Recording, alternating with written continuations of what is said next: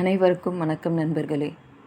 இன்று நாம் பார்க்கும் ஈரோடு மாவட்டத்தின் தேர்தல் நிலவரம் மக்கள் மனநிலையில் வெளிப்படுத்தும் ஒரு முக்கியமான சுட்டிக்காட்டாக உள்ளது. ஈரோடு கிழக்கு, ஈரோடு மேற்கு, மேடங்குறிச்சி, பெருந்துறை, பவானி, ஆந்தியூர், கோபிச்செட்டிப்பாளையம், பவானிசாகர் ஆகிய 8 இடங்களில் வாக்கு எண்ணிக்கை வெளிவந்துள்ளது. இதில் ஏடிஎம்கே கட்சி 8 வாக்குகளுடன் முழுமையான முன்னிலை வசிக்கிறது. டிஎம்கே, டிவிகே மற்றும் இதர ஆகியவற்றிற்கு இதுவரை எந்த வாக்கும் பதிவாகவில்லை. இந்த நிலவரம் மக்கள் எந்த கட்சியை நம்பிக்கையுடன் பார்க்கிறார்கள் என்பதை தெளிவாக காட்டுகிறது.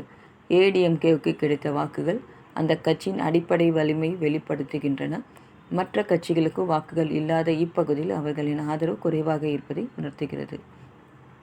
நண்பர்களே, தேர்தல் என்பது வெறும் எண்கள் அல்ல, அது மக்களின் எதிர்காலம் குறித்த நம்பிக்கையை வெளிப்படுத்தும் ஒரு குரல். ஈரோடு மாவட்ட மக்களின் இந்த தேர்வு அவர்களின் விரும்பும் வளர்ச்சி பாதையை காட்டுகிறது.